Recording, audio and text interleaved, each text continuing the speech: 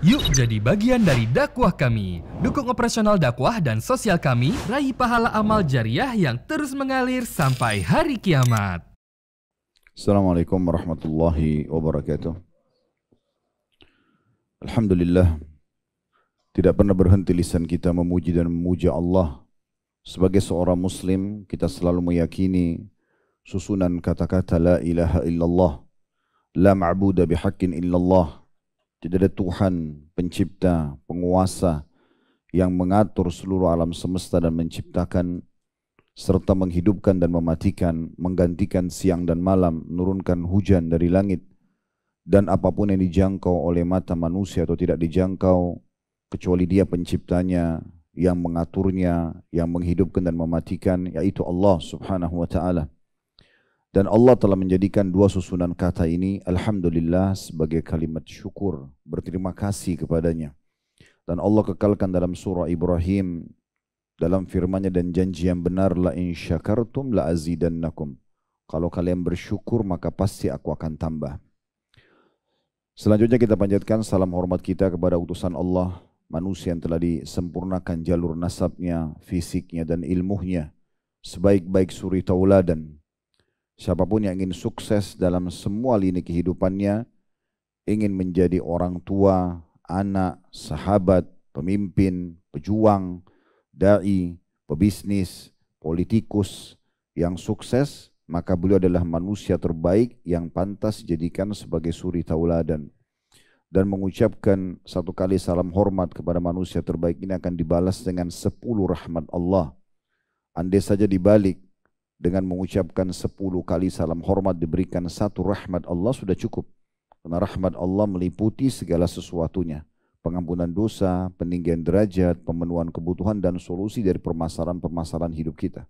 Apalagi dengan sekali salam hormat diberikan 10 rahmat Allah. Oleh karena itu setelah memuji dan memuja Allah, Alhamdulillah, jadilah orang yang selalu juga mengucapkan salawat dan taslim kepada Nabi besar Muhammad sallallahu alaihi wa ala alihi wa sahbihi wasallam. Sebelum kita mulai melanjutkan bedah buku kita, teman-teman sekalian, kita berintrospeksi diri, bermuhasabah sejenak. Waktu terus berlalu, saudaraku seiman. Waktu terus berlalu. Dan waktu ini punya ajal, punya batas waktu. Kita akan nanti berhenti di satu titik, baik kita sehat, sakit, tua, atau masih muda, kaya ataupun miskin, suka atau tidak suka. Ajal kalau sudah datang, maka berhentilah semua peluang kita melakukan kebaikan-kebaikan. Tertutuplah semua pintu-pintu kita mengakui kesalahan dan taubat kembali kepada Allah subhanahu wa ta'ala. Mumpung detik ini, di waktu ini Allah Azza wa Jalla masih memberikan kita umur, hari ini adalah hari emas kita semua. Jangan disia-siakan.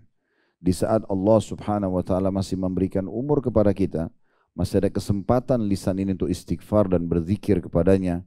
Anggota tubuh ini melakukan gerakan-gerakan ibadah, serta juga tentunya memperbanyak syukur kepadanya, maka itu sebuah nikmat yang tidak terhingga. Berapa banyak orang yang masih hidup pun semasa dengan kita, mungkin sewaktu dengan kita sekarang, tapi mereka lalai. Mungkin tadi mereka tidak sholat duhur, minimal tidak sholat di awal waktu misalnya. Dan itu akan disesali nanti pada hari kiamat. Karena waktu itu tidak bisa berulang. Kalau ada orang sholat telat misalnya, tidak bisa disalahkan. Mungkin dia punya uzur. Tetapi untuk mengejar kedudukan dan pahala orang yang sholat di awal waktu tidak akan mungkin sama. Dan tidak bisa kita minta walaupun kepada Allah Azza wa Jal, ya Allah tolong kembalikan dulu ke tadi waktu belum iqamah agar saya bisa ikut sholat takbiratul ihram pertama bersama imam. Sudah nggak bisa. Orang yang sampai datang imam waladhdallin saja, itu tidak akan mungkin sama pahalanya dengan orang yang pertama takbiratul ihram. Akan beda sekali pahalanya dan tidak bisa diperbaiki. Setiap ibadah itu tidak bisa diperbaiki. Kalau sudah berlalu maka luputlah dari seseorang. Oleh karena itu teman-teman sekalian, selamatkan diri kalian, selamatkan diri kita semuanya. Mumpung ada kesempatan maksimal dalam melaksanakan tugas utama kita diciptakan, yaitu beribadah kepada Allah subhanahu wa ta'ala. Kalau di masa lalu penuh dengan amal soleh, maka sekarang tambah amal soleh itu supaya meninggikan derajat kita di surga. Kalau masa lalu masih ada dosa-dosa dan pelanggaran, segera beristighfar. Mungkin ini hari terakhir kita. Mungkin ini majelis terakhir kita. Allahu a'lam. Kita tidak pernah tahu kapan ajal itu datang. Para nabi-nabi pun, manusia yang paling mulia pun datang ajalnya. Dan di saat meninggal mereka tidak bisa buat apa-apa lagi.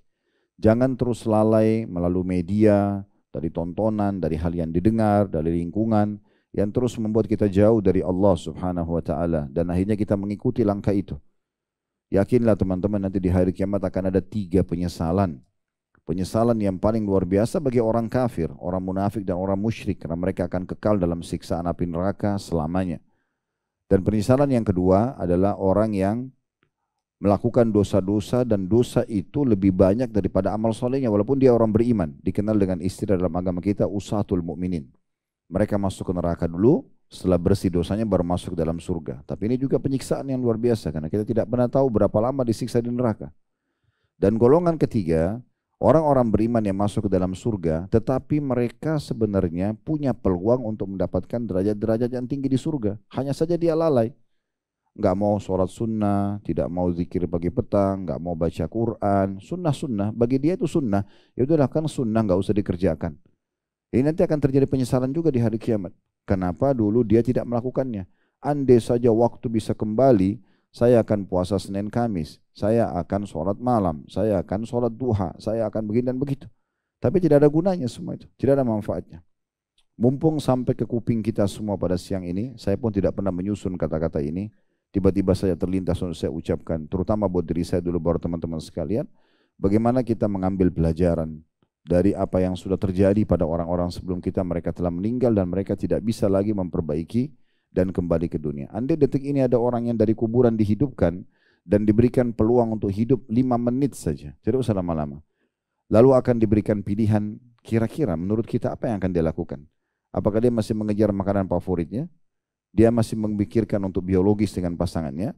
Dia masih berpikir untuk transaksi jual beli? Atau apa sajalah yang selama ini kita jadikan skala prioritas gitu, daripada ibadah-ibadah kepada Allah subhanahu wa ta'ala?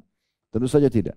Dia akan berusaha mengerjakan 5 menit itu hal yang paling bisa menyelamatkan dia di akhirat. Mungkin dengan sujud sekali sambil bertobat kepada Allah subhanahu wa ta'ala. Mungkin menyedekahkan semua harta yang dia miliki. Mungkin dia akan minta maaf dari orang yang pernah dia sakitin dan seterusnya. Kalau gitu jangan tunggu ajal datang. Karena kalau kita meninggal itu yang terjadi. Kita akan menyesal kalau kita masih punya kewajiban-kewajiban atau tugas walaupun sunnah dari Allah subhanahu wa ta'ala atau masih ada sangkutan dengan hak-hak manusia, kita akan menyesali nanti teman-teman sekalian. Oleh karena itu muhasabalah. Kami tentunya para da'i tidak bisa mengetuk rumah Bapak Ibu sekalian setiap saat, ayo sadarlah, ikutlah dan segala macam. Tapi Allah subhanahu wa ta'ala memberikan kita peluang untuk duduk di majelis ilmu seperti ini. Setelah itu kita bubar berpisah. Beruntunglah orang yang mengambil peringatan-peringatan lalu dia jadikan sebagai pegangan hidupnya. Dan rugilah orang yang hanya menjadikannya sebagai angin lalu saja. Oh ceramahnya bagus ya, oh tadi dalilnya begini, selesai. Habis itu tidak pernah diamalkan. Maka dia rugi sendiri. Karena tidak mungkin Allah Azza wa Jalla menurunkan tangan dari langit tanda kutip untuk memberhentikan kita dari dosa kita. Atau memaksa kita untuk ibadah. Karena jelas dalam konsep agama, la ikraha fid din. Tidak ada paksaan dalam agama ini. Dalam ayat lain, faman syaa falyu'min man syaa falyakfur. Siapa mau beriman silakan. Memperbanyak amal soleh, mengejar derajat tinggi di surga silakan. Dan siapa yang mau kufur silahkan. Tapi semua nanti akan ada konsekuensi dari hukuman tersebut. Oleh karena itu teman-teman sekalian sadarilah. Ya, setiap ada peringatan yang sampai kepada kita, para salafus saleh kalau mendengarkan sebuah ayat saja, ayat itu menyentuh bagi mereka, dipegangi sampai mereka meninggal dunia. Ada di antara mereka sholat malam dengan baca satu ayat dari malam sampai subuh. Diulang-ulangi ayat tersebut. Karena mereka tersentuh dan tidak mau luput dari dia, diulangi lagi besok, diulangi sampai mereka meninggal. Ada di antara mereka tersentuh dengan sebuah nasihat hadis Nabi SAW. Mereka pegangi nasihat tersebut. Mereka terus ulang-ulangin supaya jadi pegangan hidupnya. Dan mereka selalu menutup celah dan pintu syaitan yang membuat mereka jauh dari keimanan. Sehingga hanya mereka selamat. Dan itu beruntunglah orang-orang seperti ini. Dan alhamdulillah siang ini sampai kepada kita peringatan ini. Maka hati-hati teman-teman sekalian. Tema kita dalam buku ini 80 langkah cerdas agar selamat dari siksa neraka. Neraka ini teman-teman tempat yang dijanjikan dan diancamkan oleh Allah subhanahu wa ta'ala demi Allah benar. Dan satu penyesalan yang tidak bisa lagi luput dari seseorang pada saat kakinya masuk dalam api neraka. Itu luar biasa. Saya sudah membahas 33 bab pasal tentang masalah neraka ini. Sudah pernah kita bedah termasuk di masjid kita ini. Dulu pernah kami singgung bahas masalah itu. Dan juga kemarin waktu semasa haji Sepanjang haji kami membahas, hampir tiap ada kesempatan saya bahas dan selalu kita live-kan untuk mengingatkan kembali seperti apa sih ancaman Allah di neraka itu. Satu tempat yang penuh dengan penyesalan, 24 jam penyiksaan, tidak ada toleransi, tidak ada negosiasi. Semuanya penyiksaan dan tidak bisa negosiasi sama sekali sama malaikatnya. Kalau di penjara dunia kita masih bisa negosiasi, bahkan masih ada waktu istirahat, ada waktu makan, ada waktu ke WC. Di sana tidak ada. Darah, nanah, luka, tidak dipedulikan. Semuanya bahkan dikembalikan menjadi makanannya ahli neraka dan minuman mereka. Ini penyiksaan yang luar biasa. Dan Nabi SAW ingatkan, ingatlah, surga lebih dekat kepada kalian daripada tali sendal kalian sendiri, dan neraka lebih dekat kepada kalian daripada tali sendal kalian sendiri. Maksudnya apa? Patuh, azan, sholat, puasa, pada saat ada peluangnya dan ada perintahnya, zikir, berdoa, membaca Al-Quran dan seterusnya, silaturahim keluarga, bakti sama orang tua, bantu orang susah, jenguk orang sakit, itu kalau sampai ajal datang masuk surga. Kalau dia durhaka, berzina, berbohong, menipu, riba dan segala macam, meninggal masuk neraka. Konsepnya jelas kok. Makanya ada seorang ulama pernah mendatangi seorang khalifah di masa kerajaan Umayyah. Lalu khalifah bertanya kepada beliau, mengatakan, kira-kira menurut anda ini saya nanti masuk surga atau masuk neraka? Maka jawabannya sangat bijak. Beliau mengatakan, wahai Amir Mu'minin, wahai pemimpin orang-orang beriman, maksudnya waktu itu gelar raja dipanggil begitu. Pertemukan diri anda dengan ayat Allah Subhanahu wa ta'ala. Innal abrara lafi na'im wa innal fujara lafi jahim. Sederhana. Orang yang bakti, orang yang patuh kepada Allah pasti masuk surga. Orang yang durhaka, durjana pasti masuk neraka. Sederhana. Nilai dia anda sendiri. Selama ini anda sudah patuh atau tidak? Jelas kok konsepnya, kemana ujungnya. Bakti akan masuk surga, ya durhaka akan ke neraka. Dan hanya kita yang bisa menentukan jalan tersebut, teman-teman sekalian. Dan penentuannya hanya sekarang di dunia. Kalau sudah meninggal selesai, nggak bisa lagi. Maka buku ini sangat menarik sebenarnya untuk dibahas. Karena penulis coba mengambil angka 80 sesuai dengan ijtihad. Walaupun sebenarnya ini tidak menjadi tolok ukur apakah cuma 80 langkah saja untuk selamat dari neraka. Mungkin lebih daripada itu. Tapi angka ini menarik buat kita. Karena kita akan bahas poin demi poin dan ternyata memang betul dikuatkan dengan dalil-dalil. Di antaranya teman-teman sekalian adalah poin ke-26 yang akan kita bahas pada kesempatan ini, berbakti kepada kedua orang tua dan silaturahim. Mungkin ini sudah tidak asing, sering dibahas oleh para ustadz kita, para kiai kita gitu ya. Tetapi yang kita sayangkan masih saja banyak orang yang mengalaikan masalah ini. Ya. Apa sebenarnya silaturahim itu? Apa sebenarnya bakti kepada kedua orang tua? Itu yang perlu kita jelaskan dulu secara definisi, supaya jelas arahnya kemana bahasannya. Jadi kita nanti ke depannya sudah tidak lagi ada keraguan, oh ternyata saya sudah berbakti, oh ternyata saya sudah silaturahim. Misal, saya tidak akan mulai dengan bakti kepada orang tuanya, tapi saya akan mulai dengan silaturahimnya. Disebutkan oleh para ulama tentang masalah definisi silaturahim, diantaranya Ibnu Hajar rahimahullah mengatakan ar-rahim secara umum adalah dimaksudkan untuk kerabat dekat.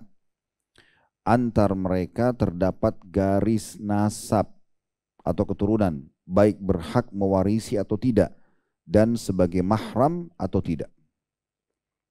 Dari sini saya ingin jelaskan teman-teman sekalian, karena sering kita membahasakan ya, kita silaturahim yuk satu sama yang lain. Tapi sebenarnya mereka tidak punya hubungan kerabat. Berarti penempatan istilah ini benar atau salah? Nah, karena dibatasi oleh para ulama, rahim itu yang punya kekerabatan.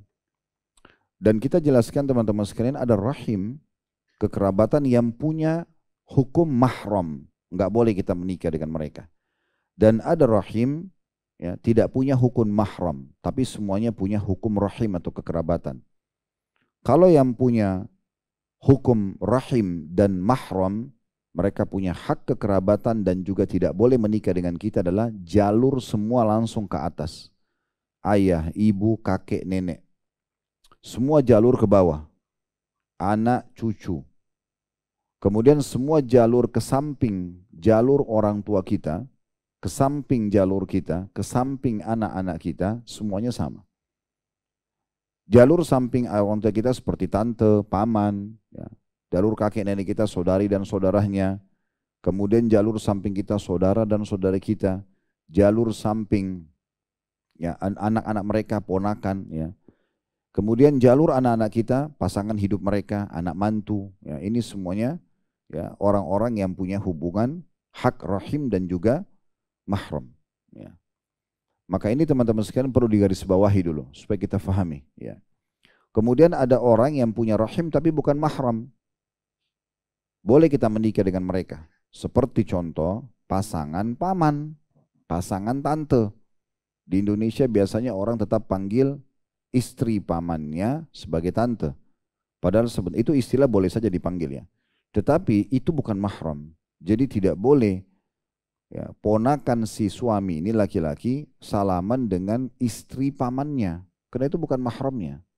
Beda istri ayahnya. Kalau istri ayah itu walaupun lebih muda dari dia tetap menjadi mahram abadi dia. Masih hidup sama ayahnya atau sudah cerai tetap saja mahram dia. Sudah kita jelaskan tadi di rahim dan mahram. Tetapi kalau istri paman atau suami tante, untuk ponakan si perempuan yang posisinya sebagai tante ini, dia punya ponakan perempuan, itu tidak boleh salaman dengan suami dia, suami si tante ini. Karena bukan mahram. Kapan cerai sama paman, kapan cerai sama tante, boleh nikah sama ponakan pasangan. Kan gitu. Maka ini perlu digarisbawahi. Begitu juga dengan ipar. Waktu Nabi SAW mengatakan dalam riwayat yang sahih, sesungguhnya ya, kalau dua orang bersama laki-laki dan perempuan, maka yang ketiganya syaitan. Ini kalau bukan mahram. Ya, walaupun dia punya hubungan rahim tapi bukan mahram. Ya. Atau orang lain, laki-laki dan perempuan berduaan, tidak ada orang lain, bukan di keramaian, berdua-duaan saja, maka yang ketiganya syaitan. Artinya syaitan akan menggoda dia. Lalu kata seorang sahabat, ya Rasulullah, bagaimana dengan hamu? Hamu itu ipar. Kata Nabi SAW, alhamul maut. Justru ipar itu kematian. Berapa banyak orang tidak faham masalah ini. Sehingga dia suruh adiknya, seorang laki-laki suruh adiknya laki-laki ngantar istri dia. Sehingga si istri ditemani oleh adik iparnya. Jalan berduaan di mobil, jalan berduaan di motor. Ini kata Nabi SAW, ipar adalah kematian. Tidak boleh terjadi hal ini. Walaupun mereka punya hak kekerabatan. Kenapa? Ulama mengatakan di antara hikmahnya, kalau terjadi perselingkuhan antara ipar sama iparnya, misal seorang laki-laki punya kakak laki-laki atau adik laki-laki, dia biarkan selalu berinteraksi berdua dengan istri dia. Lalu terjadi perselingkuhan. Bagaimana perasaan si suami sekarang? Dia serba salah. Ini adiknya sama kakaknya dan ini istrinya. Bagaimana kalau hamil? Ini posisi si bayi ini siapa dia? Anaknya pemilik ranjang, tentu begitu hukum syar'inya, tapi juga spermanya pamannya. Ya, ini jadi masalah ini. Makanya dikatakan alhamul maut, ipar itu kematian. Begitu juga sebaliknya. Ya, berapa banyak seorang istri selalu membiarkan saja ya, adiknya perempuan atau kakaknya perempuan interaksi sama suami dia. Bahkan berdua-duaan, jalan dan segala macam, safar. Ini semua pelanggaran agama. Ya, gitu. Jadi kita harus paham masalah ini ya. Jadi ada batasan-batasan syar'i, itu masalah rahim. Ada juga orang menjadi rahim teman-teman sekalian, bahkan sekaligus menjadi mahram, itu bukan karena jalur nasab, yaitu karena persusuhan. Sebagaimana Nabi SAW mengatakan, terharamkan dari susuan sebagaimana terharamkan dari rahim. Nah ini disebabkan karena susuan. Oleh karena itu ibu-ibu hati-hati. Kalau yang mau donor ASI, hati-hati. Jangan donor ASI sembarangan gitu ya. Donor ASI boleh, itu bagus, amal soleh. Misalnya ASI-nya banyak sekali, disumbangkan ke sebuah klinik, ke sebuah lab, sebuah apalah lembaga mungkin yang menyimpan ASI lalu diberikan. Tapi di sini harus ada data lengkap, siapa nama ibu, ya. Dan bayi susu itu dikasih ke bayi siapa? Karena hukum syar'inya kalau sampai 5 kali minum kenyang, itu menjadi mahramnya si ibu itu. Kalau orang tidak paham ini misalnya, ada klinik ya, yang mengumpulkan ASI, kemudian dia membagi ASI tersebut kepada 10 orang bayi, laki-laki. Semuanya minum dari satu ibu. Hari ini dikasih kenyang, besok dikasih kenyang. 5 kali jadi mahram semua itu 10. Kan ini jadi masalah ini kalau tidak difahami hukumnya. Di masa Nabi SAW pernah terjadi, ada orang menikah, untung baru menikah, baru selesai akad nikah Nabi SAW hadir. Lalu pas selesai akad nikah, Ada seorang ibu datang mengatakan, ya Rasulullah, ini dua orang yang baru saja Anda nikahkan, ini dua-duanya pernah saya susuin. Langsung Nabi SAW batalkan pernikahannya. Nabi SAW mengatakan, bagaimana kalian bisa melanjutkan hubungan pernikahan ini sementara sudah ada yang mengaku adalah ibu susuan kalian. Ini bahaya sekali. Ya, ini contoh, jadi harus bisa difahami. Jadi mereka punya hak rahim dan mahram, tapi disebabkan karena susuan. Ya. Jadi kalau mau nyusuin orang, anak kecil boleh, anak tetangga atau siapa saja, tapi pastikan kalau sampai dia 5 kali kenyang itu berarti sudah menjadi anak susuan. Yang berarti mahramnya ibu, kalau itu anak laki-laki, dan mahramnya anak-anak ibu. Anak-anak ibu misalnya ada anak perempuan, ya, maka jadi mahramnya dia. Tapi tidak berlaku sebaliknya ya. Jadi misalnya seorang ibu nyusuin anak tetangga laki-laki. Kebetulan anak tetangga ini punya 3 orang saudara laki-laki yang lain. Anak pertama, kedua, ketiga, keempat. Anak pertama disusui oleh ibu yang tadi. Dan ibu ini kebetulan punya 3 anak perempuan juga misalnya. Maka yang menjadi mahram buat ibu itu sama anaknya hanya anak yang disusui saja. Saudaranya anak yang disusui tidak jadi mahram. Jadi ketiga saudara laki-lakinya tadi, anak laki-laki yang disusui ini tidak jadi mahramnya ibu itu dan tidak jadi mahramnya anak-anak ibu tersebut. Yang terjadi hanya pada anak yang disusui saja. Ini kan hukum syariah harus difahami. Supaya tidak terjadi pelanggaran-pelanggaran agama dalam masalah ini. Nah ini namanya rahim. Ada juga tentunya rahim terjadi karena pernikahan. Kalau tidak ada pernikahan tidak terjadi rahim. Seperti kasus mertua dan anak mantu. Ya. Kalau suami istri itu mahram sementara.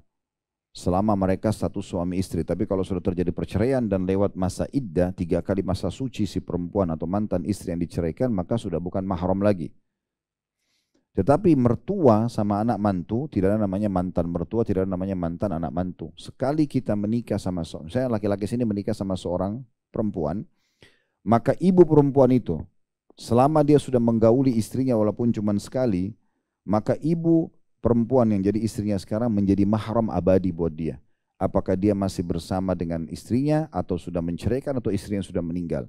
Maka dia seperti berhadapan sama ibunya sendiri, mertuanya itu. Boleh ketemu walaupun tidak hijab, boleh salaman, itu hukum syariah begitu.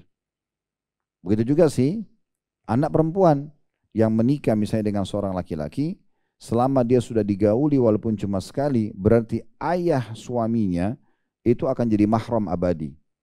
Ya, bapak mertuanya, ya, walaupun dia masih status istri atau sudah cerai atau suaminya sudah meninggal. Nah ini juga ada hukum syari'nya. Sama yang perlu diperhatikan ya, mantan pasangan ayah itu juga mahram abadi. Kalau misalnya ada seorang laki-laki duda, dia bercerai sama istrinya atau meninggal istrinya. Dia misalnya punya anak laki-laki umurnya 30 tahun. Si duda ini umurnya 50 tahun. Dia punya anak 25 tahun. Sudah bujang. Kemudian dia menikah lagi, istrinya yang kedua. Baik karena istri pertama cerai atau meninggal misalnya. Dia menikah lagi dengan perempuan umur misalnya 25 tahun. Istrinya yang sekarang lebih muda daripada anak dia. Anaknya umur 30 tahun. Si duda ini punya anak laki-laki umur 30 tahun. Dia nikah sama perempuan sekarang. Si duda ini nikah sama perempuan umur 25 tahun. Tetap saja walaupun si istri ayah ini lebih muda daripada anak si duda, tetap saja itu mahram abadinya. Dan hati-hati sekali kalau terjadi naudzubillah pintu perzinahan di dalam lingkup mahram ini, maka itu adalah bab zina yang paling berat. Bab zina yang paling berat. Hukum syar'inya, kalau orang berzina, ini secara umum dulu. Hukum syar'inya kalau orang berzina belum menikah, masih bujang sama gadis, hukumnya dicambuk 100 kali. Sebagian ulama tambahkan dengan diasingkan setahun. Kalau sudah menikah atau status janda dan duda berzina, maka hukumnya kalau ketahuan kepergok maka dirajam. Tapi khusus zina yang terjadi antara mahram, saudara sama saudarinya, paman sama ponakannya, tante sama ponakan, ibu dan ayah sama anaknya, ya. Ini terjadi, maka hukumnya langsung dirajam. Enggak pakai lagi cambuk. Ya. Walaupun misalnya si ponakan atau si anak ini masih bujang ataupun gadis. Ini karena beratnya ya merusak hubungan rahim tersebut dengan perzinahan. Maka ini penting sekali untuk digarisbawahi tentunya. Ya. Ini pendapat Ibnu Hajar rahimahullah tentang masalah definisi rahim itu sendiri. Sehingga kita perlu fahami. Tidak ada salahnya teman-teman sekalian kalau kita menggunakan istilah kita menjalin ukhuwah. Nah, kan gitu. Kan lebih tepat ya. Kita sedang melakukan pertemuan untuk menjalin ukhuwah Islamiyah kalau tidak ada hubungan kerabat. Supaya kita bisa membedakan mana yang rahim, mana yang bukan rahim. Kan gitu. Nah ini poin yang perlu kita garis bawahi dalam masalah rahim. Dan puncak yang terbaik dalam silaturahim, melanjutkan hubungan kekerabatan adalah dengan kedua orang tua. Makanya di sini penulis menggabungkan antara bakti dengan orang tua dan silaturahim.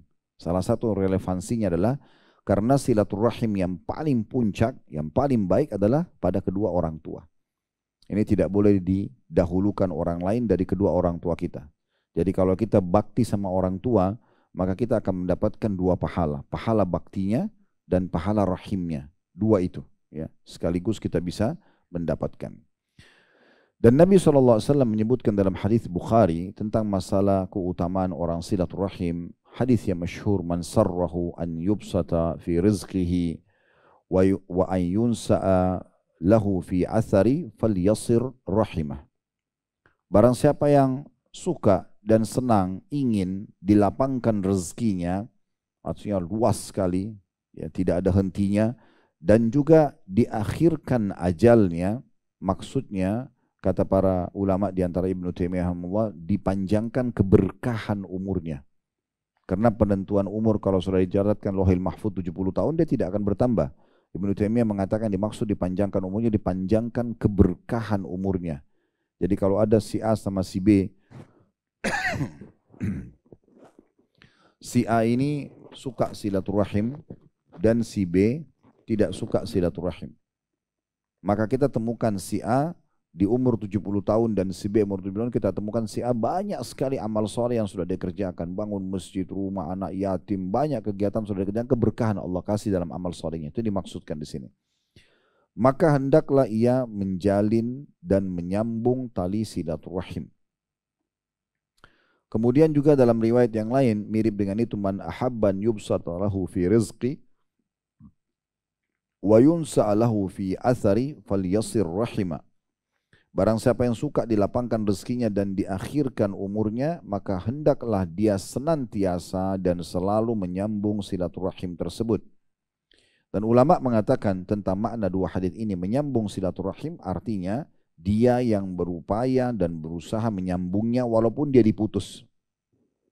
Ada misalnya kerabat kita nggak mau kita jenguk dia, nggak mau kita datangin rumahnya, membenci kita tanpa sebab, bukan alasan untuk kita tidak silaturahim dengan dia.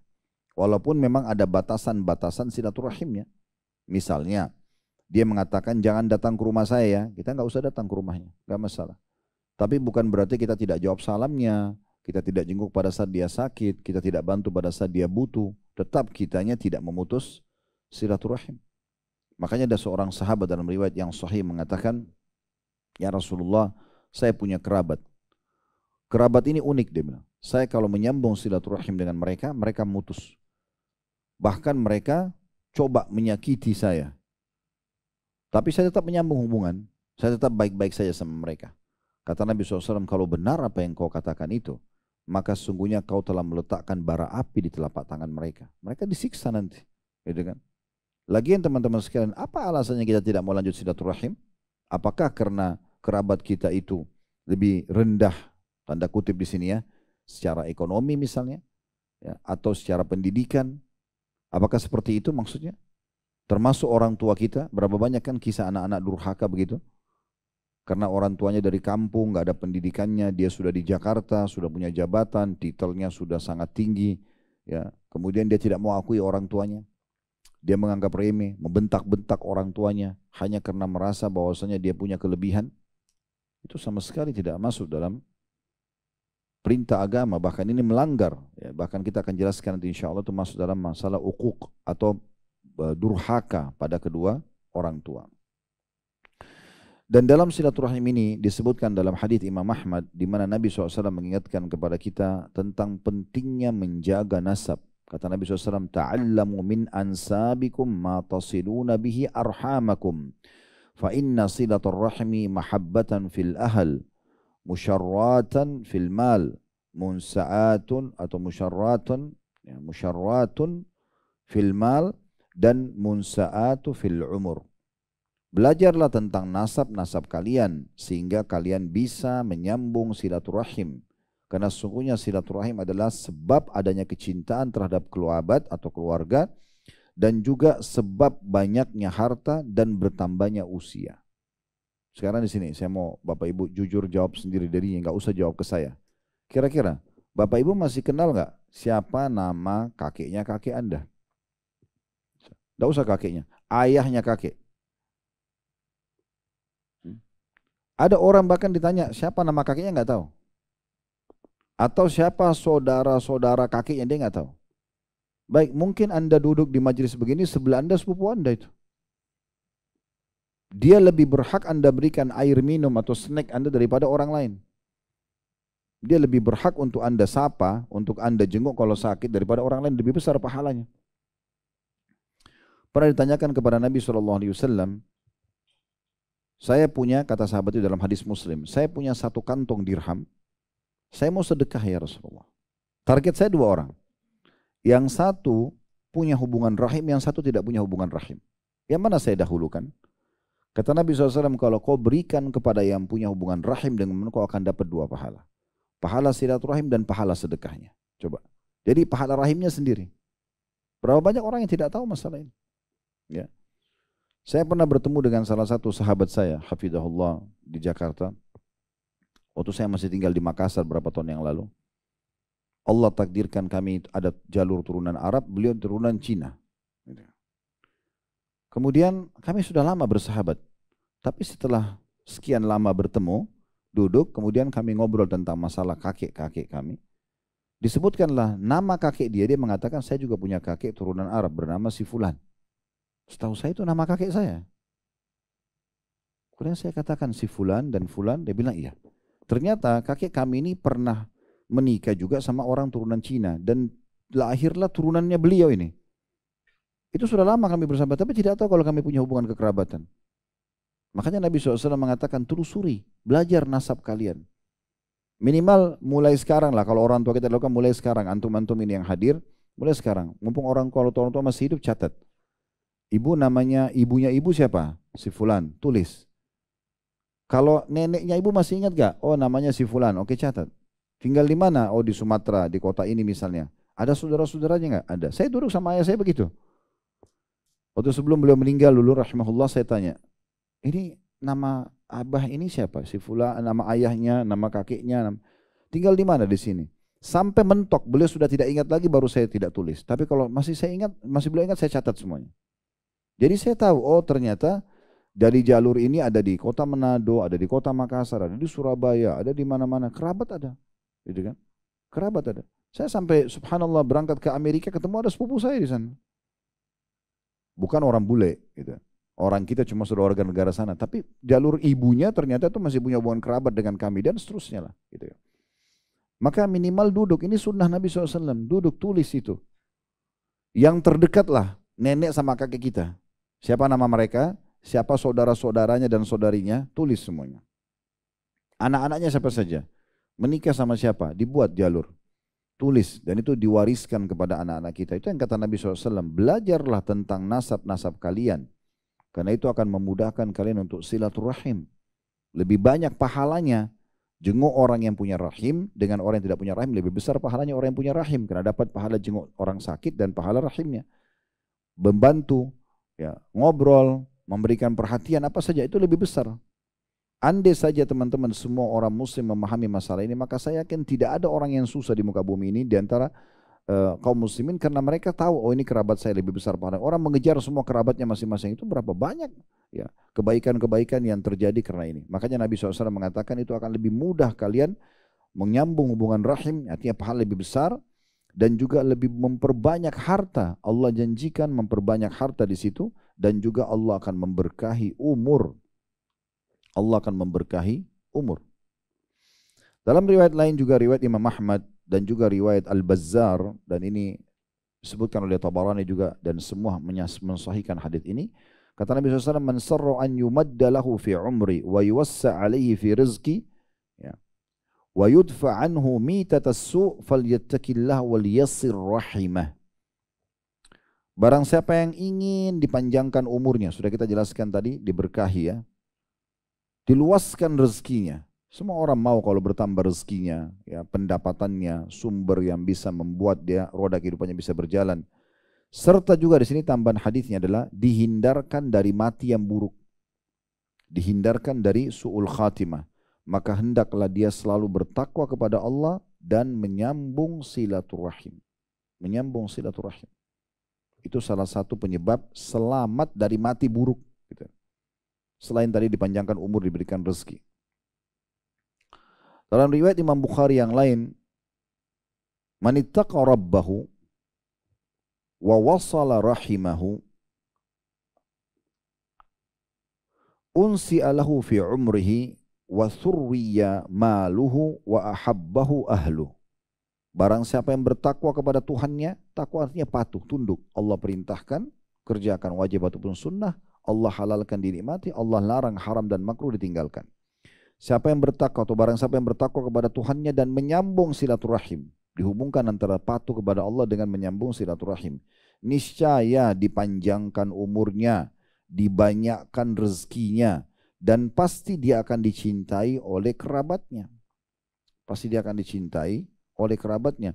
Apalagi kalau dasarnya kerabat-kerabat ini memang orang tidak mampu, kita bisa membantu mereka. Berapa banyak kesenangan dan kegembiraan yang bisa kita masukkan dalam hati mereka. Di saat Anda punya kelebihan fisik, Anda punya kelebihan jabatan, kelebihan harta, lalu Anda silaturahim ke rumah mereka. Mungkin mereka tidak mampu. Berapa banyak kebahagiaan yang kita masukkan dalam hati mereka. Sementara dalam hadis sahih riwayat Imam Muslim, kata Nabi SAW, termasuk amal yang paling Allah cintai dan besar pahalanya, memasukkan kegembiraan dalam hati seorang muslim. Ketemu saja, berikan hadiah, datang silaturahim, maka itu sudah cukup untuk mendatangkan banyak sekali ya manfaat dan keutamaan yang bisa kita dapatkan. Dalam riwayat lain tentunya, riwayat ini disebutkan oleh Ibnu Hibban dari hadis Abu Bakar radhiyallahu anhu, Nabi SAW bersabda, "Inna a'jalat ta'ati thawaban silatur rahim, hatta inna ahla baitin la yakunu fajarah, fatanmu amwaluhum wa yakthuru adaduhum idza tawasaw, wa ma min ahli baitin yatawasawna fayahtajun atau fayahtajun." Sesungguhnya ketaatan yang paling disegerakan pahalanya, paling besar pahalanya, paling segera pahalanya di dunia dan juga di akhirat akan diberikan pahala yang melimpah adalah silaturahim. Itu kata Nabi SAW. Sesungguhnya ketaatan yang paling disegerakan balasannya atau pahalanya di dunia dan di akhirat adalah silaturahim. Bahkan hingga kalau ada satu keluarga yang ahli maksiat pun, harta mereka bisa berkembang dan jumlah mereka bisa bertambah banyak jika mereka saling silaturahim. Dan tidaklah ada satu keluarga yang saling silaturahim kemudian mereka membutuhkan kekurangan atau akan tertimpa kekurangan. Jadi dalam hadis ini ya disebutkan bagaimana teman-teman sekalian kalau orang melanjutkan silaturahim walaupun mereka ahli maksiat, tetap Allah luaskan rezekinya. Tetap Allah berikan apa yang dijanjikan. Nah ini sekaligus menjawab kalau ada yang mengatakan, kenapa ya Ustaz orang-orang kafir mereka kufur kepada Allah, ada yang diberikan rezeki banyak, pekerjaannya melimpah, ya pendapatannya melimpah, keturunannya banyak. Itu memang jelas. Karena apapun yang dianggap baik dalam syariat Allah, yang kerjakan muslim atau kafir akan mendapatkan balasan. Cuma bedanya orang kafir akan dihabiskan di dunia. Semua kebaikan mereka dari silaturahim keluarganya, dari bakti sama orang tuanya, dari jenguk orang sakitnya, dari bersedekahnya itu akan dibalas di dunia dengan dikasih dia melimpah rezekinya, dengan dikasih keturunannya, tapi dihabiskan semua di dunia. Dia tidak akan bawa sampai di akhirat. Itu dijelaskan dalam banyak riwayat Nabi SAW. Sampai kata Nabi SAW, dan ini disebutkan cukup banyak riwayat oleh Imam Qurtubi rahimahullah dalam kitab beliau At-Tadhkirah. Di antara hadis-hadis ini adalah berbunyi kata Nabi SAW, kalau orang kafir meninggal dunia akan dimudahkan oleh Allah Subhanahu Wa Taala. Mudah matinya orang kafir. Ya. Karena Allah Subhanahu Wa Taala akan menghabiskan semua kebaikannya di dunia, pahalanya. Dihabiskan semua. Jadi makanya hidupnya sehat, dia bahagia, segala macam itu untuk menghabiskan semua pahala kebaikan. Di akhirat tidak dapat lagi. Sementara orang mukmin pada saat meninggal kalian akan melihat di keningnya ada keringat, kata Nabi SAW, justru untuk membersihkan dosa-dosanya. Justru untuk membersihkan dosa-dosanya. Banyak sekali teman-teman sekalian sarana-sarana yang bisa kita gunakan untuk silaturahim. Apalagi di masa kita sekarang ya. Di masa sekarang luar biasa. Kalau bayangkan teman-teman kalau kita dulu di masa dulu belum ada transportasi kayak kita sekarang, belum ada handphone, belum ada media. Gimana caranya? Tidak usah jauh-jauh, Jakarta, Surabaya aja. Waktu belum ada handphone, belum ada telepon, belum ada transportasi, orang masih pakai kuda misalnya masa dulu. Berapa lama dia harus naik kuda ke Surabaya hanya untuk jenguk kerabatnya yang sakit. Belum lagi ada banyak perampok di jalan. Setiap saat bisa dirampok, bisa dibunuh. Sekarang subhanallah silaturahim luar biasa. Telepon. Dari atas ranjang kita bisa telepon. Orang tua kita di ujung Papua sana pun bisa kita telepon. Assalamualaikum warahmatullahi wabarakatuh. Ayah baik, ibu baik. Apa kabarnya? Tolong doain saya apa yang saya bisa bantu. 1 menit lah ya. Telepon saja. Susahnya apa? Ada banyak subhanallah orang. Begitu dia kerja di Jakarta, setahun tidak pulang. Orang tuanya sudah sangat merindukan dia. Tidak bisa dibendung itu ya. Rindu orang tua pada kita tidak seperti rindu kita anak pada orang tua. Beda sekali. Kita kalau sibuk sama teman-teman kita lupa orang tua kita. Tapi kalau orang tua nggak bisa. Teman-teman yang punya anak sini nanti akan rasakan itu. Bagaimana kita merasa ada rasa sayang dan cinta kepada anak-anak melebihi apa saja gitu ya. Dan Allah sudah gambarkan dalam Al-Quran memang masalah itu. Jadi kadang-kadang dia pulang misalnya pada saat mudik. Pulang ke kampungnya, orang tuanya sudah tunggu gembira sekali mau datang. Duduk sama orang tua setengah jam, habis itu pergi sama teman-temannya dari pagi sampai malam. Ibunya sudah masakin masakan yang enak, ayahnya sudah nunggu untuk duduk ngobrol, dengerin cerita dia, pengalaman kerjanya, suka duka hidupnya. Dia nggak peduli. Ini kan lucu sekali. Kalau perlu teman-teman sekalian jangan pernah tinggalkan kedua orang tua kita. Teman-teman itu urusan ke-300, masih jauh, masih tidak ketemu mereka pun tidak ada masalah. Tapi orang tua kita harus kita ketemu.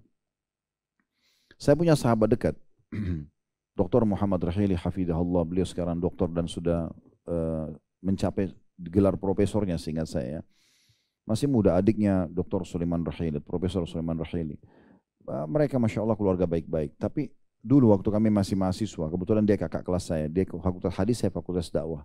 Tapi kami punya persahabatan alhamdulillah sampai hari ini terjalin. Kemarin pun saya ke Madinah masih sempat ketemu. Dia subhanallah punya satu pengalaman unik yang bagi saya ya. Itu selalu kalau ujian nilainya bagus terus. Selalu cum laude, mumtaz kalau dalam bahasa Arab, selalu. Tapi saya lihat orang ini kan hampir tiap hari datang ke asrama kami karena dia tinggal di kota Madinah. Kami tinggal di asrama di kampus, hampir setiap hari datang. Datang, duduk gitu kan, ngobrol. Saya lihat orangnya santai aja gitu. Tapi Masya Allah kalau malam ujian, biasanya antara maghrib isya dia duduk sama satu temannya orang Sudan, ada namanya Anwar, sama-sama cum laude. Mereka duduk bawa satu buku tulis, kesimpulan dari materi, bahas. Habis itu isya pulang istirahat. Besok lulus ujian nilainya tinggi-tinggi semua gitu. Ini yang lain pada begadang gitu kan. Mungkin teman-teman yang jadi mahasiswa tidak asing dengan itu. Ya. Maka pada saat itu saya sempat tanya, sebenarnya apa rahasianya? Kenapa kamu bisa seperti ini? Dia bilang, ya Khalid, saya setiap kali mau keluar dari rumah saya, ini pernah dia cerita, saya tidak tahu dia masih ingat atau tidak, tapi dia pernah cerita sama saya begitu. Dia bilang, saya setiap kali mau keluar, mau ujian atau tidak, selalu saya datang kepada ibu sama ayah saya, dan saya bilang, tolong doakan saya, supaya saya berhasil. Dia bilang, saya masuk kelas ujian, kadang-kadang soal itu saya tidak pernah baca. Tapi muncul inisiatif saya, coba memahami soal itu seperti apa, saya tulis dengan cara saya. Subhanallah benar. Dan nilainya bagus. Ada satu kasus terjadi di Saudi. Seseorang sudah divonis akan dipenjara karena dia punya surat tanah asli sebenarnya, tapi ada orang lain yang memvonis membuat surat palsu dan dia orang itu yang dimenangkan. Orang itu yang dimenangkan. Maka dia sudah tahu dia akan divonis sekarang karena dia yang tertuduh dan tuntutan orang itu bukan hanya sekedar mengatakan ini adalah surat tanah saya, tapi oh, itu surat palsu, maka dia harus dipenjara. Intinya sebenarnya dia akan dipenjara, begitu ceritanya. Maka pada saat itu teman-teman sekalian, dia pun ya bingung mau harus ambil langkah apa nih. 2 jam lagi akan divonis oleh pengadilan. Dia bilang tiba-tiba pikiran saya terlintas ke satu orang syekh.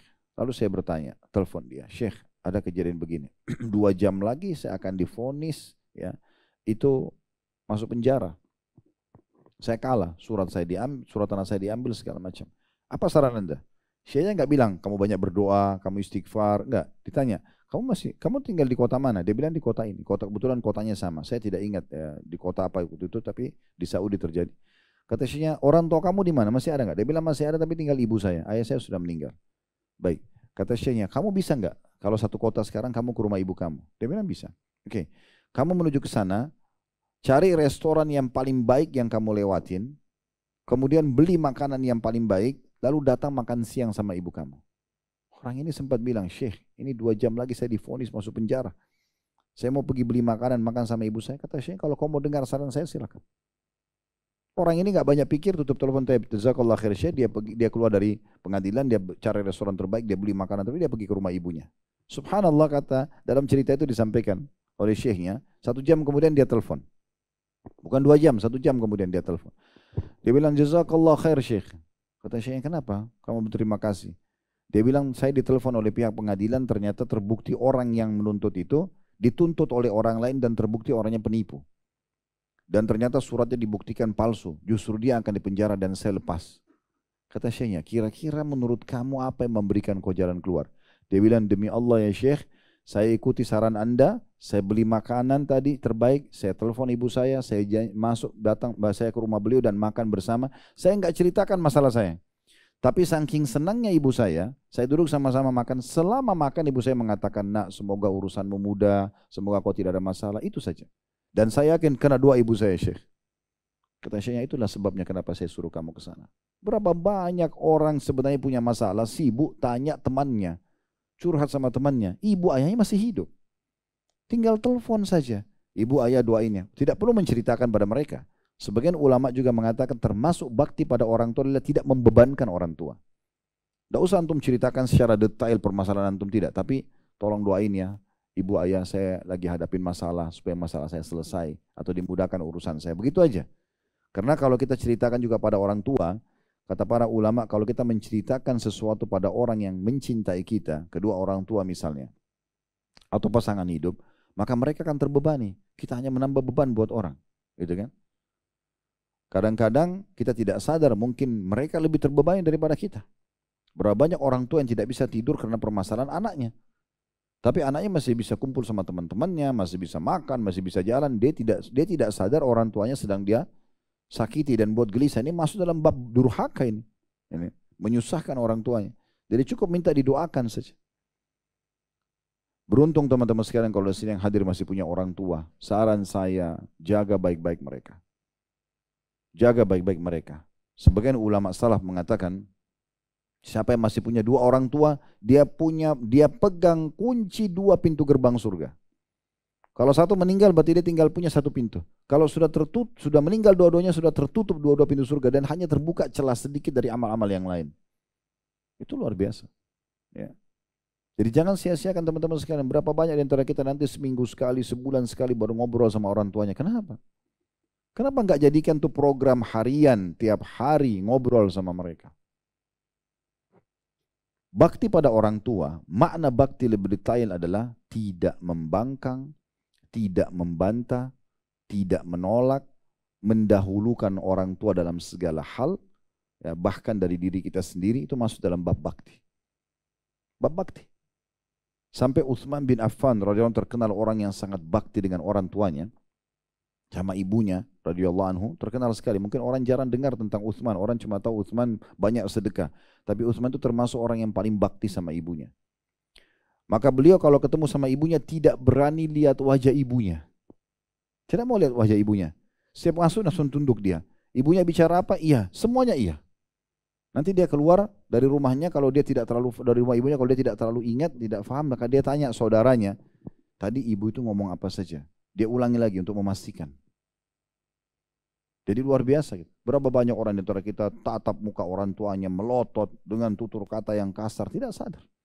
Kalau semua itu akan berbahaya buat dia. Akan berbahaya. Ini pintu surga. Saya qadarullah sudah meninggal kedua orang tua. Masih bisa bakti, masih bisa, tapi terbatas sekali. Karena kalau orang tua sudah meninggal masih bisa kita bakti. Bakti misalnya dengan kita bersedekah atas nama mereka, kita haji dan umroh, badalkan buat mereka. Kita misalnya mendoakan agar Allah ampuni, tapi sebatas itu. Saya nggak bisa lagi antar makanan kepada kedua orang tua saya. Saya nggak bisa lagi transfer uang, nggak bisa lagi belikan sabun, sampo, siapin handuknya, belikan baju, nggak bisa. Kasih kendaraan, antum kalau masih hidup masih punya peluang itu. Masih banyak selain daripada doa, selain daripada menghajikan dan mengumrohkan, masih banyak yang bisa kita lakukan tentunya kalau masih ada. Termasuk juga adalah bisanya kita untuk melanjut hubungan dengan teman-teman mereka, sahabat-sahabat mereka. Ada sahabat ibu, sahabat ayah, bakti sama mereka setelah orang tua kita meninggal. Ya, karena pernah ada seorang sahabat menanyakan, ya Rasulullah, masih tersisa enggak bakti saya yang bisa saya lakukan pada kedua orang tua saya kalau mereka sudah meninggal? Kata Nabi SAW, iya, engkau lanjutkan hubungan baik dengan orang-orang yang punya hubungan baik dengan kedua orang tuamu. Teman-temannya, sahabat-sahabatnya, kita kirimkan makanan, kita tetap telepon, ya, dengan baik, dengan santun, itu semua termasuk yang baik, ya. Dan teman-teman sekalian, dalam masalah silaturahim ini ulama juga mengingatkan tidak bolehnya seseorang, ya, untuk melakukan silaturahim, ya, dengan tujuan maksiat. Maksudnya adalah bagaimana dia memenuhi kebutuhan ibunya, kebutuhan ayahnya, tapi pada maksiat kepada Allah atau kerabatnya. Bukan berarti kita disuruh bakti sama orang tua, baik sama kerabat, kemudian kita maksiat kepada Allah. Kita dukung kalau mereka minum khamar, main judi, ya, atau yang semisalnya, itu nggak boleh. Karena Nabi SAW membatasi mengatakan at-ta'atu fil ma'ruf atau innamat ta'atu fil ma'ruf. Ketaatan itu hanya boleh pada yang dibolehkan dalam agama. Dan kata Nabi SAW, la ta'ata li makhlukin fi ma'siyati khaliq. Tidak boleh ada ketaatan pada makhluk yang berbuat maksiat kepada Allah Subhanahu wa taala. Jadi ini penting sekali untuk kita garis bawahi tentunya, ya. Baik, saya akan bacakan dulu apa yang ditulis oleh penulis, baru kemudian insya Allah kita akan coba tambahkan dengan informasi-informasi yang lain, ya. Dikatakan oleh penulis, ya, di halaman 86, ya, 46 maaf. Di poin ke-26-nya, berbakti pada orang tua dan silaturahim. Diangkat dari pertama Rasulullah sallallahu alaihi wasallam bersabda kepada seseorang sahabat, "Falzamha fa innal jannata tahta rijlaiha." Dampingilah ibumu karena surga di bawah kedua kakinya. Hadis ini diriwayatkan Tirmidzi dan disahihkan oleh Syekh Albani. Tentu riwayat ini panjang, ya. Ada seorang sahabat datang dan dia ingin sekali berjihad bersama Nabi SAW. Ada juga yang datang memang menanyakan tentang amal apa yang paling baik, gitu kan. Lalu Nabi SAW menanyakan kepada penanya-penanya ini, ya, apakah orang tua masih hidup? Mereka mengatakan iya. Kata Nabi SAW, kalau gitu lazimilah kedua orang tuamu. Dalam riwayat lain ada seorang sahabat mengatakan tinggal ibunya, lazimilah kedua telapak kakinya karena surga ada di sana. Maka di sini teman-teman sekalian kita perlu garis bawahi tentang masalah pentingnya menjaga dan mengejar surga dari kedua orang tua kita. Apa saja kebaikan yang teman-teman lakukan menggembirakan hatinya, tadi saya bilang telepon, kirim WA, kirim cuplikan ceramah, nanyain kabarnya atau apa sajalah. Saya pernah waktu umroh beberapa waktu lalu, Desember ya tepatnya, ada dua orang subhanallah di antara jemaah kami sudah berumur. Beliau-beliau sudah berumur gitu, ya. Dan keduanya itu, karena saya memang pribadi tidak tahu, saya suka sekali melayani orang yang tua, ya. Saya menganggap seperti orang tua saya sendiri. Kalau saya jalan, kalau laki-laki kadang-kadang saya gandeng bapak itu atau kakek itu, ajak ngobrol mereka. Kalau lagi duduk makan, kita tegur sapa. Terus ibu yang sudah tua ini, yang sudah nenek ini mengatakan, Ustadz, sentuhan-sentuhan seperti ini di umur kami sangat berharga. Saya sempat terenyuh dengan perkataan itu. Beliau mengatakan, hanya nanyakan kabar Ustadz, hanya mungkin buatin teh saja. Kebetulan saya kalau buat minuman saya bawain mereka di mejanya.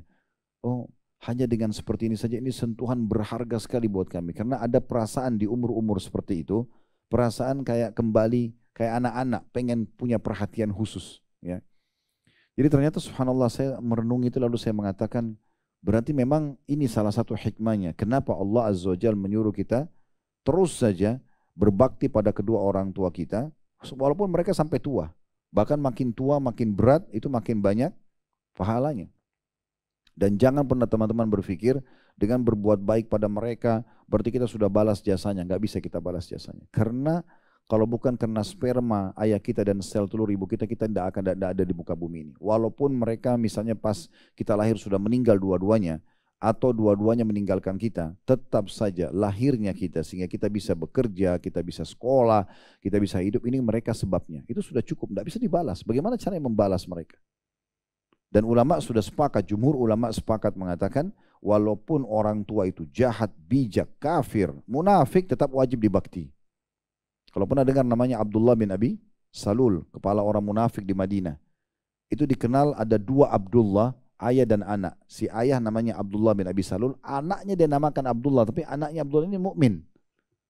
Mereka disilakan si ayah Abdullah munafik, si anak Abdullah mukmin, gitu kan. Tapi subhanallah, waktu kejadian perang Bani Mustaliq, si Abdullah, si ayah munafik ini yang menyebarkan isu kisah ifq, perzinahan Aisyah dengan Safwan. Kisah bohong, dia yang sebarin gitu, ya. Maka Nabi SAW waktu itu terpukul. Kenapa ada orang cerita seperti ini? Itu ceritanya panjang sekali. Teman-teman kalau kembali ke playlist YouTube kami tentang kajian tentang Sirah Nabawi, perang Bani Mustaliq akan lebih terinci tentang masalah turunnya surah An-Nur, ya, tentang kisah ifk dan segala macam, itu cukup panjang lebar kisahnya. Tapi yang jelas waktu itu tersebar berita kalau Abdullah si munafik ini yang menyebarkan berita. Dan si anak ini dengar. Lalu si anak itu mengatakan, ya Rasulullah, datang ke Nabi. Waktu pasukan sudah mendekati Madinah. Ya Rasulullah, kalau Anda ingin menyuruh seseorang membunuh ayahku, maka suruh aku ya Rasulullah. Kata si anak. Karena Anda tahu bagaimana baktiku pada dia. Walaupun aku tahu dia munafik, aku sangat bakti. Daripada nanti Anda suruh orang lain membunuhnya, kemudian ya aku tahu pembunuhnya, maka aku sakit hati, aku dendam, aku bisa membunuh nanti pembunuh ayahku. Lalu kemudian Nabi SAW mengatakan tidak usah. Ya.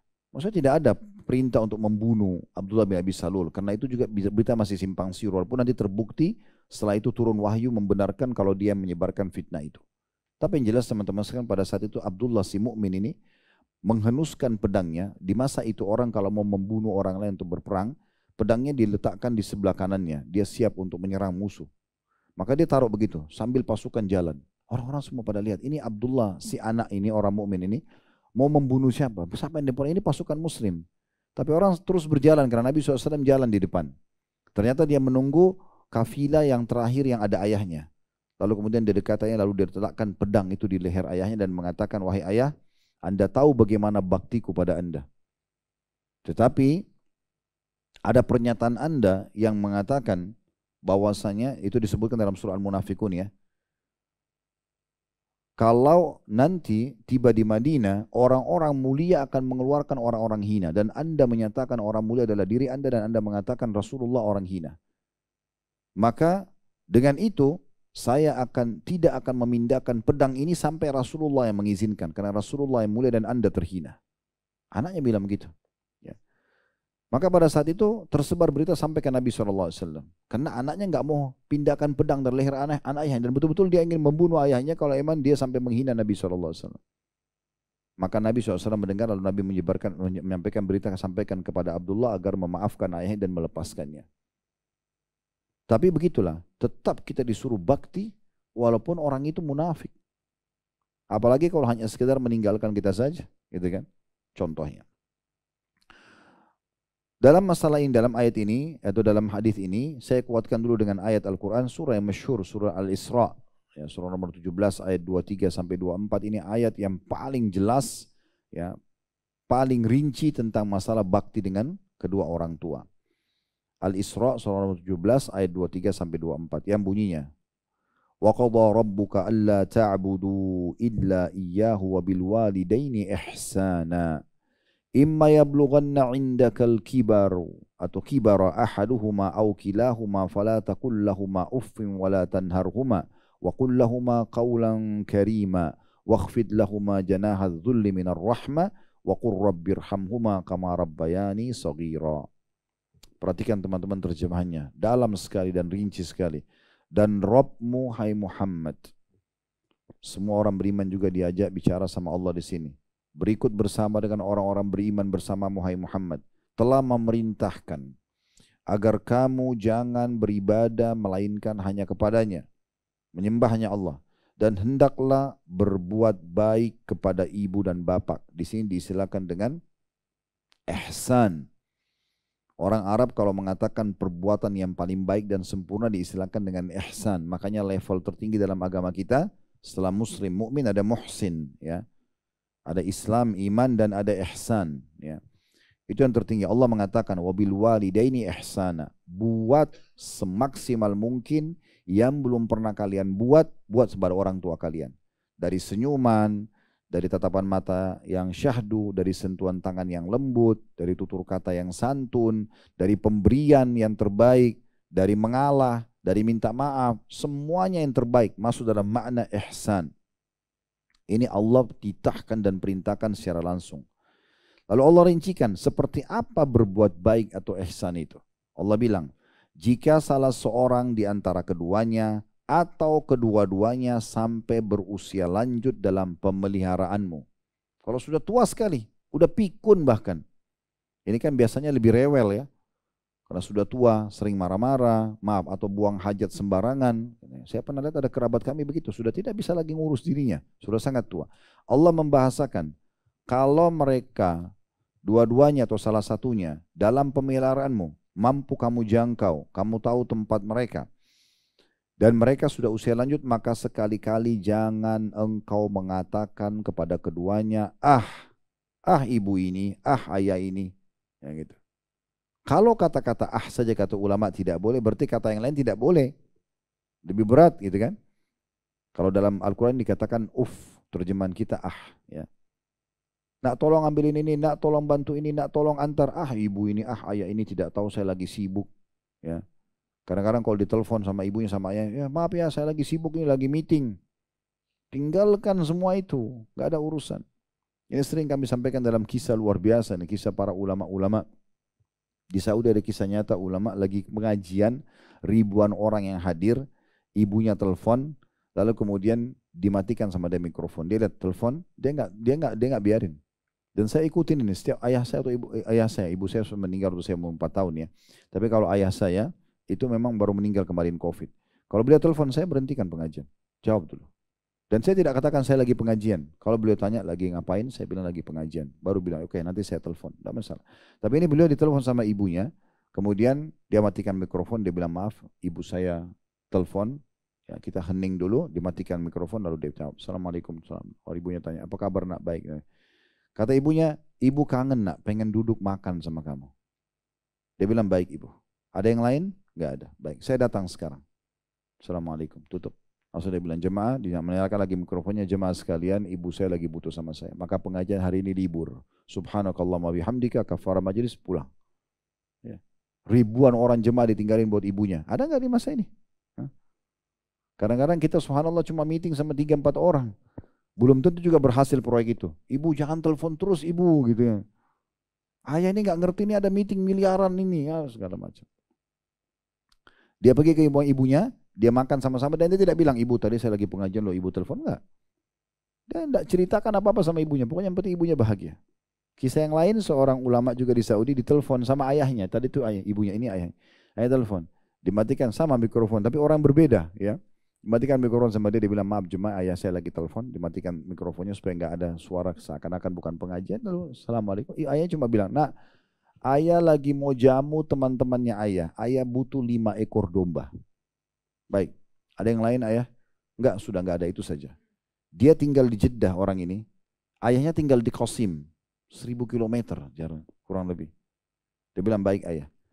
Kira-kira teman-teman, kalau terjadi pada kita di sini, yang paling baik yang kita lakukan apa? Kira-kira setuju enggak kalau sama saya ini? Kita transfer uang, lalu kemudian ayah bisa beli sendiri. Oke enggak? Ini syekhnya enggak buat begitu. Karena ayahnya enggak bilang, nak transferin uang ya, ayah mau beli kambing enggak? Ayah cuma bilang, nak ayah butuh 5 ekor domba untuk menjamu tamu-tamunya ayah. Dia berhentiin pengajiannya, dia sewa mobil pick up, dia beli 5 ekor domba, disetir sendiri 1000 km diantar ke sana. Ketemu ayahnya, Lalu dia kasih, ayah ini pesanannya, habis salaman pulang lagi ke Jeddah. Coba. Begitu dalamnya makna bakti yang mereka fahami teman-teman. Coba. Mereka nggak anggap sia-sia itu.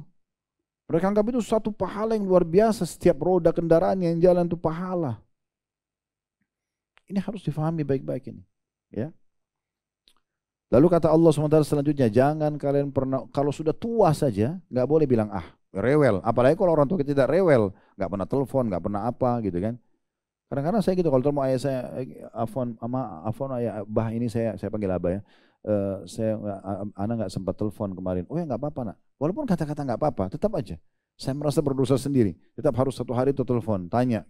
Saya subhanallah pernah safar, dan tidak bisa telepon karena putus kontak. Itu kalau salah ke Amerika berapa belas jam penerbangan. Itu kemudian ayah saya nanya gitu kan kepada salah satu paman gitu, kenapa Khalid tidak telepon gitu. Saya juga waktu itu masih belum bisa, rupanya sinyal tidak ada, intinya harus cari dulu SIM card di sana, baru kemudian saya telepon. Itu aja sudah luar biasa, saya merasa bersalahnya luar biasa. Nah ini kalau muncul rasa bersalah begini bagus sekali. Kita munculkan rasa bersalah kita.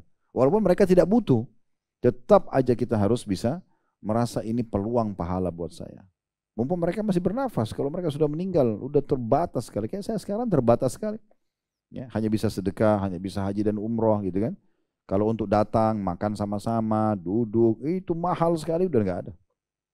Antum masih ada peluang. Ada salah satu jemaah kita, Masya Allah, tuh dia dengarkan saya bahas ini, dia langsung terbang tuh, naik pesawat, ketemu sama ibu sama ayahnya. Dia gunakan maksimal waktu untuk datang, duduk, ngobrol. Seminggu sekali pergi ketemu sama orang tuanya gitu kan.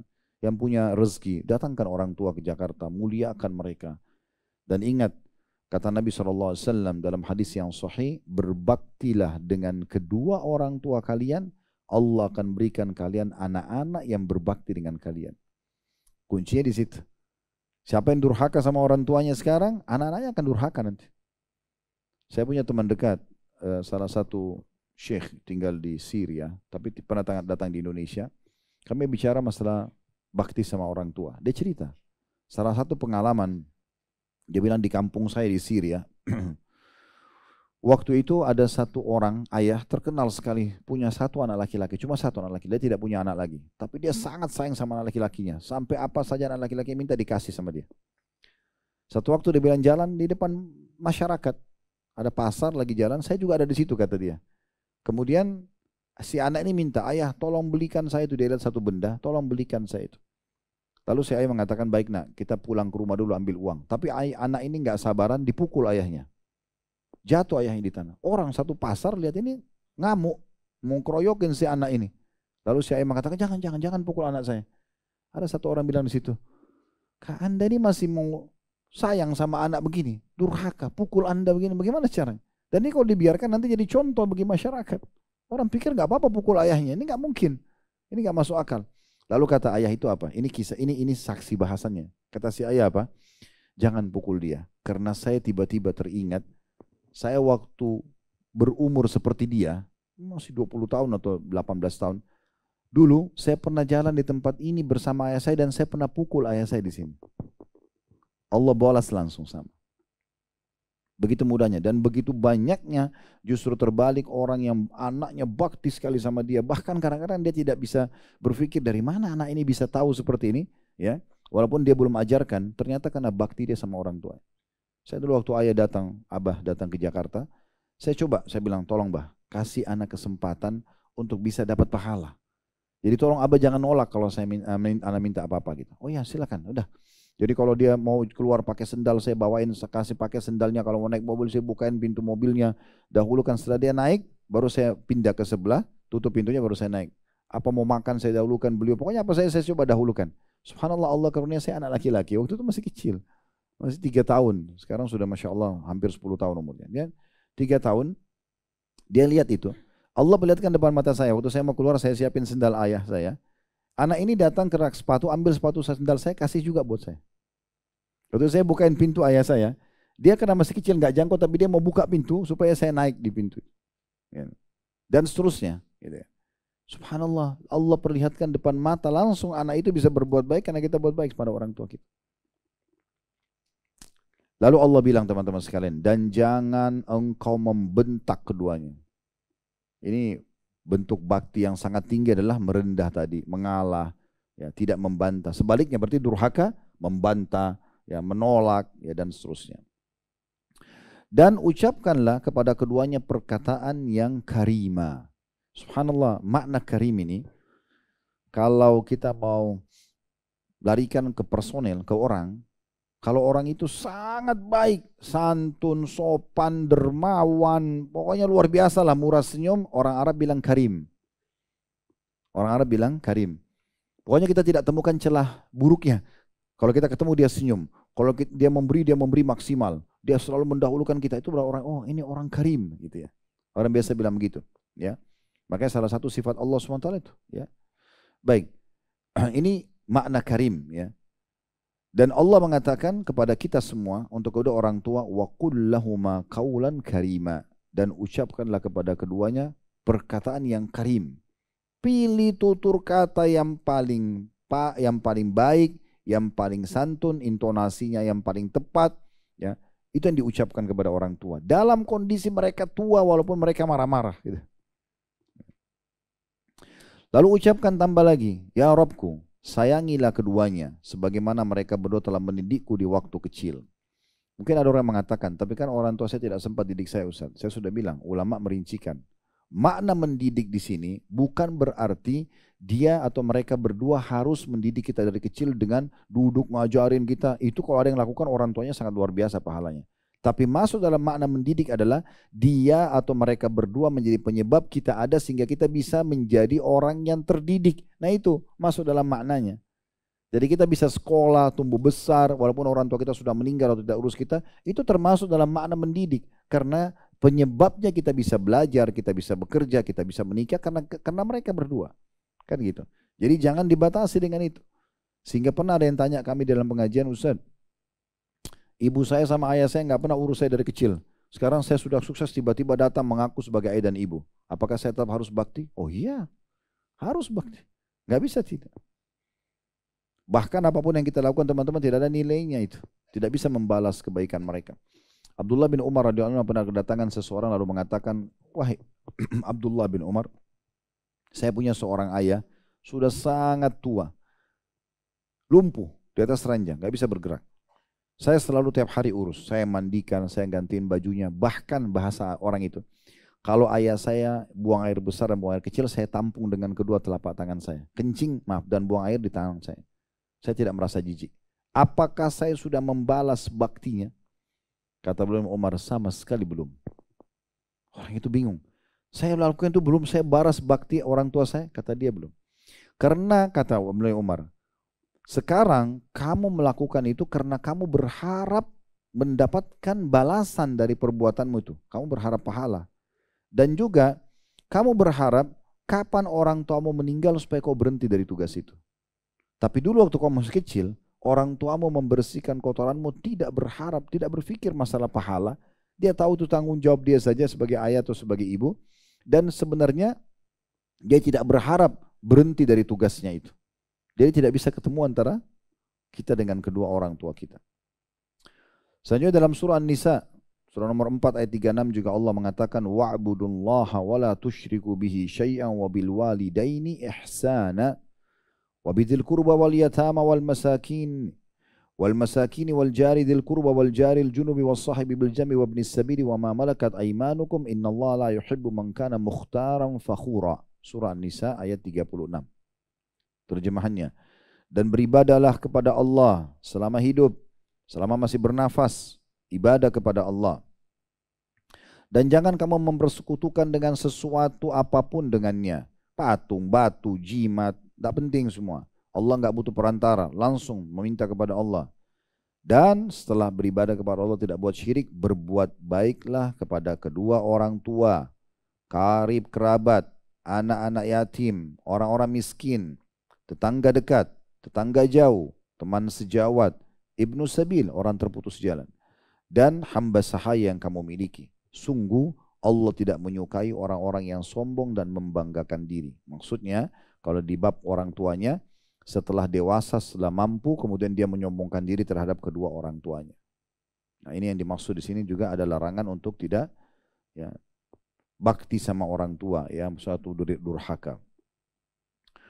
Kemudian tadi ada ayat di dalam surah Al-Ankabut ayat 8. Ini ayat yang menguatkan tadi yang kami bahas. Selama yang diperintahkan atau mereka inginkan bukan maksiat, patuhi dan dahulukan diri mereka dari kita. Tapi kalau ada maksiat tidak boleh, ya. Sebagaimana Allah jelaskan Al-Ankabut surah nomor 29 ayat 8. Wa wassayna al-insana biwalidayhi husna wa in jahadaka litusyrika bi ma laysa laka bihi ilmun fala tuti'huma ilayya marji'ukum fa unabbi'ukum bima kuntum ta'malun. Dan kami wajibkan kepada manusia, wajib bukan pilihan, orang tuanya baik atau tidak pada dia, agar berbuat baik kepada kedua orang tuanya. Dan jika keduanya memaksamu untuk mempersekutukan aku, kata Allah, berbuat maksiat dengan sesuatu yang engkau tidak mempunyai ilmu tentangnya, maka janganlah engkau patuhi keduanya. Hanya kepadamu tempat kembalimu, dan akan aku beritakan kepadamu apa yang telah kamu kerjakan. Ya, apa yang telah kamu kerjakan. Tentu tentang bab durhaka ini ada bahasan sendiri ya. Sebenarnya kalau kita mau bahas orang tua ini, teman-teman, kita bahas bab baktinya, itu dalilnya banyak sekali. Bab durhakanya dalilnya banyak sekali. Tapi kalau kita mau satukan dalam satu pertemuan begini, cukup luar biasa, kita harus padatkan. Saya langsung misalnya jelaskan tentang masalah tambahan saja sebagai informasi tentang bahayanya justru durhaka pada orang tua, ya. Atau nanti kita bahas itu. Saya baca dulu dalil di sini yang tersisa, ya. Masih ada dalil yang kedua di halaman 46, ya, dari Aisyah Ummul Mukminin radhiyallahu anha. Dari Nabi SAW beliau bersabda, dakhaltul jannata fasami'tu fiha qira'atan faqultu man hadha, qalu Harithatu ibn Nu'man. Faqala Rasulullah SAW, kadzalikumul bir, wa zada Abdul Razzaq fi riwayatihi, wa kana abarrun nasi bi ummihi. Kata Nabi SAW, aku masuk ke dalam surga dan aku mendengar ada lantunan bacaan Al-Quran. Maka aku bertanya, bacaan siapakah itu? Maka para malaikat menjawab, Harithat bin An-Nu'man. Ini seorang sahabat yang sangat terkenal bakti sama ibunya, ya. Maka Rasulullah SAW bersabda, demikianlah ganjaran berbakti, demikianlah ganjaran berbakti. Abdul Razzaq, seorang perawi hadis, mengatakan, atau seorang penulis buku, ya, ada namanya bukunya Musannaf Abdul Razzaq, menambahkan dalam riwayat, dia adalah laki-laki yang paling berbakti kepada ibunya. Artinya pada saat dia meninggal, ya, Allah Subhanahu wa taala walaupun belum saatnya masuk surga sudah memperdengarkan suara, ya, Haritha yang baca Al-Quran di surga. Justru itu derajat yang tinggi diberikan karena orang yang membaca Quran ini memberikan derajat tertinggi di surga. Itu karena baktinya pada ibunya, ya. Lalu kemudian ini yang saya katakan tadi, ya. Kalau ini kita kuatkan dulu riwayat ini dengan riwayat lain. Riwayat mungkin tidak dituliskan dalam buku ini dan riwayat yang sahih. Pada saat dari Abdullah bin Mas'ud radhiyallahu anhu beliau mengatakan Sa'altu Rasulullah sallallahu alaihi wasallam ayyul amali afdal, aku bertanya kepada Nabi SAW amal apa yang paling afdal. Beliau mengatakan qala as-salatu ala waqtiha, salat pada waktunya. Qala faqultu thumma ay, lalu aku berkata lalu kemudian apa? Qala birrul walidain, bakti kepada kedua orang tua. Qala qultu thumma ay, lalu aku berkata apa lagi? Kata Nabi SAW, qala al-jihadu fisabilillah, jihad di jalan Allah Subhanahu wa taala. Jadi ternyata teman-teman sekalian, jihad pun masih di bawah bakti sama orang tua. Dalam sebuah riwayat yang sahih, ini unik sekali. Pernah ada sahabat mengatakan, ya Rasulullah, saya mau hijrah ke Madinah. Saya ingin mendapatkan pahala hijrah itu. Saya ingin tinggal bersama Anda. Saya ingin sholat berjamaah dengan Anda. Saya ingin berperang dengan Anda. Mau hijrah, mau tinggal di Madinah, mau sholat dengan Nabi, mau perang sama Nabi. Ya, ini semua keutamaan luar biasa. Pertanyaan Nabi pertama, kau masih punya kedua orang tua enggak? Dia mengatakan iya. Kau ingin mendapatkan pahala karena ibadah kepada Allah? Dia mengatakan iya. Kata Nabi SAW, kalau gitu lazimi keduanya. Di sana kamu cari pahala. Nabi suruh bakti sama orang tuanya didahulukan daripada hijrah bersama Nabi di kota Madinah. Artinya kalau kita hidup di masa itu pun akan sama jawaban Nabi SAW kepada kita. Selama masih punya orang tua, bisa dahulukan mereka untuk menggapai ridha Allah Subhanahu wa taala. Makanya kata Nabi SAW dalam hadis sahih yang lain, ridha Rabb fi ridhal walid. Ingatlah keridhaan Allah itu tergantung pada keridhaan kedua orang tua. Wasakhatullah wasakhatur Rabb fi sakhatir walid. Dan durhakanya, murkanya Allah itu ada pada murkahnya kedua orang tua. Ini perlu kita garis bawahi baik-baik teman-teman sekalian tentang masalah keutamaan berbakti. Nah sekarang kita masuk ke masalah durhaka. Ya. Seperti misalnya mendatangkan gangguan untuk orang tua, ketidaknyamanan dari tutur kata, tatapan mata, jamaan tangan, ya, atau sikap, ya, yang kita ambil, keputusan yang kita ambil lalu kemudian merusak citra nama baik mereka, kayak di penjara, ditangkap atau apa saja, semua itu masuk dalam masalah, ya, durhaka pada orang tua, apalagi kalau sampai mencaci maki, menghina, ya, atau bahkan hal-hal yang kecil, mendahulukan diri kita jalan daripada orang tua. Sebagian ulama salaf itu kalau lagi jalan sama ayah sama ibunya, mereka selalu di belakangnya, mereka nggak sejajar pun tidak. Mereka jalan di belakang untuk memberikan kesempatan orang tua lebih dulu jalan. Ya, itu salah satu hal yang mereka lakukan. Ada sebagian mereka bahkan tidak berani untuk menginjak bayangan orang tuanya kalau lagi jalan. Dia cari sisi lain yang tidak ada bayangan orang tuanya. Orang tua kalau lagi jalan ada matahari, bayangan sebelah sini, dia jalan sebelahnya. Dia tidak mau melakukan itu. Sebagai bentuk baktinya pada orang tuanya. Dan sekian banyak tentunya teman-teman sekalian. Dan termasuk perlu saya titik beratkan kepada para suami. Ibu didahulukan dari istri. Gak boleh istri dulu. Ya. Oleh karena itu dalam manajemen rumah tangga penting sekali seorang suami itu memang mengatur alur nafkah dengan tepat. Duduk sama istri. Tanya baik-baik, kebutuhan rumah apa saja sih? Sampo, sabun, minyak goreng, apa segala macam. Keluarlah angka tertentu misalnya. Ya. Maka dengan itu manfaatnya besar sekali. Kita jadi tahu, oh ternyata kebutuhan istri di rumah sekian. Saya harus bekerja, income saya harus sekian gitu. Nah kita berikanlah kepada dia kebutuhan dia. Selebihnya Anda bisa mengelola harta Anda. Terutama untuk bakti pada kedua orang tua. Jangan semua pendapatan diberikan pada istri. Kalau istrinya mukminah, alhamdulillah dia baik. Ya, misalnya dari uang yang sudah diberikan itu kemudian kita berpikir untuk membantu ibu atau ayah, ya, atau mengirimkan sesuatu. Pada saat kita membahasakan ke istri lalu istri mengatakan, oh ya ini silakan misalnya, itu nggak ada, tapi itu jarang terjadi. Bahkan ada di antara mereka yang durhaka, mengajak suaminya durhaka pada orang tuanya sambil mengatakan, pilih saya atau pilih ibumu, misalnya. Kenapa ibu terus yang diperhatikan? Kalau ini orang mukmin pasti dia akan mengatakan, tentu saya pilih ibu saya, gitu kan? Nggak mungkin suami istri teman-teman bisa namanya mantan pasangan. Kalau bercerai, nggak ada namanya mantan orang tua, kan gitu? Nggak mungkin. Oleh karena itu kelola manajemen keuangan dengan tepat, berikan kebutuhan istri semuanya, itu nafkah yang tepat, tapi sisanya tetap harus ada untuk beli voucher handphone, untuk beli pakaian dalam, untuk sedekah, untuk bantu yayasan sosial, untuk bantu orang tua, silaturahmi keluarga, itu tidak usah minta izin sama istri. Atur dengan baik itu, ya, karena termasuk durhaka bahaya sekali. Dan Anda sebagai istri, hati-hati kalau Anda menjadi penyebab suaminya durhaka dengan ibunya, maka nanti Allah juga akan kasih anak Anda yang durhaka dengan Anda. Harusnya malah ingatkan suami. Ini kita sudah berapa lama nggak ketemu ibu sama ayah, ayo kita ke sana yuk. Ajak mereka. Ingatkan suami, itu malah pahalanya besar. Selama dia silaturahim, dia bakti sama orang tua, Anda juga panen pahalanya, walaupun itu bukan orang tua kandung Anda langsung.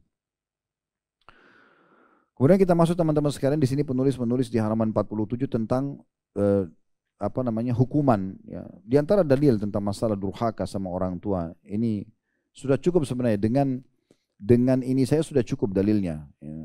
Karena ancamannya berat, ya. Kata penulis, andai saja orang-orang yang mendurhakai ibu dan bapak mereka mengetahui bahwa Allah menutup surga untuk mereka kalau mereka durhaka, sebagaimana sabda Nabi SAW, salasatun la yadkhulunal jannata al-aqu liwalidayhi. Titik-titik. Ada 3 golongan yang tidak akan masuk surga. Dan yang disebutkan yang pertama adalah justru durhaka kepada ibu dan bapak. Ini akan menjadi penyebab terharamkannya surga. Atau bahkan masuk ke dalam neraka, gitu kan. Jadi ini jelas sekali bagaimana bisa mengharamkan diri seseorang masuk ke dalam surga. Kalau surga sudah terharamkan, lalu kita mau apa teman-teman sekalian?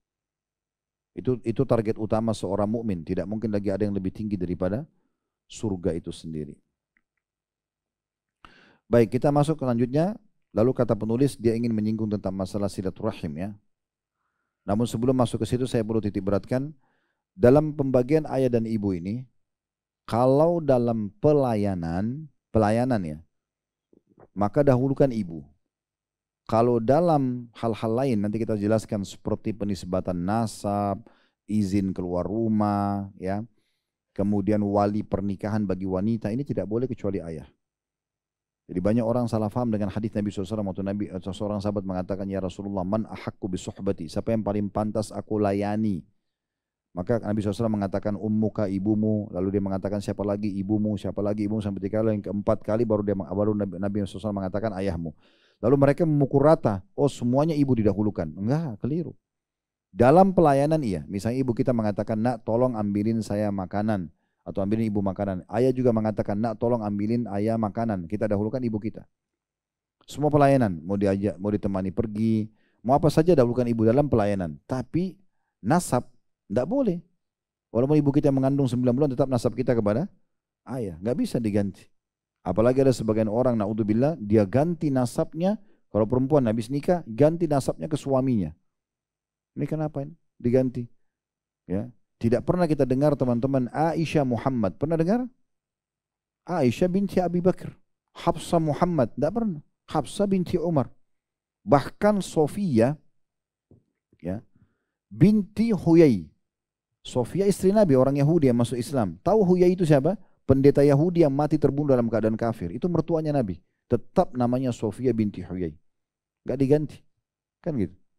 Jadi ini penting untuk digarisbawahi ya. Nah jadi dalam nasab tidak boleh dipindahkan, dalam wali pernikahan, wahai akhwat, perhatikan baik-baik. Karena kadang-kadang yang terjadi di masyarakat kita ini, kalau ada ikhwah melamar seorang akhwat, ditolak sama ayahnya. Ayahnya kan walinya, penentu memang. Itu hak dia, mutlak dia sendiri. Dia tolak ya sudah selesai, gitu kan.